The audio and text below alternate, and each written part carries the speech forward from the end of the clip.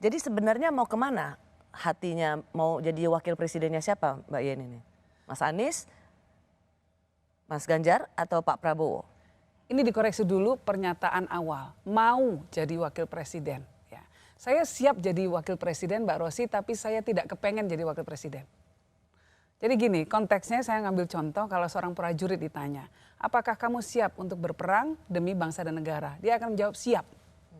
Tapi kalau ditanya apakah kamu pengen dan mau berperang untuk kepentingan bangsa dan negara, pasti nggak mau, pasti nggak kepengen. Demikian juga jabatan politik, wapres, itu berat. Jadi kalau Presiden dan yang wapres. kemarin Jadi saya kutipannya siap. dibilang siap, oh berarti kayaknya udah pengen banget sebagai calon wakil presiden. Apa yang mau diklarifikasi Mbak Yeni? Saya siap tapi nggak kepengen. Beda ya. Kalau siap ketika ada momentum, ketika ada dinamika, saya tidak dalam posisi menawarkan diri menjadi cawapres siapapun. Posisi saya adalah merespon lamaran-lamaran, narasi-narasi yang dibangun oleh beberapa partai. Siap tapi tidak kepengen. Mungkin lebih seperti itu.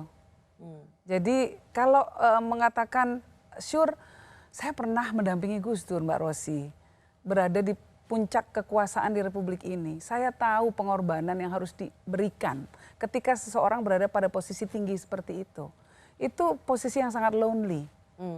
Harus menghabiskan waktu di luar rumah, harus meninggalkan keluarga, harus tahan, kulitnya harus lebih tebal lagi karena pasti dikritik, orang tidak paham dengan apa yang kita lakukan, lalu kemudian disalahpahami, dihujat dan lain sebagainya. Itu berat.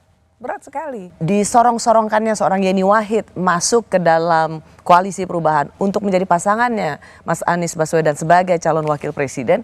Ini Mbak Yeni merasa nggak bahwa Anda sebagai alat untuk sebenarnya mau bubarin koalisi ini? Memang saya punya kekuatan seperti itu ya. Hebat banget kalau bisa begitu.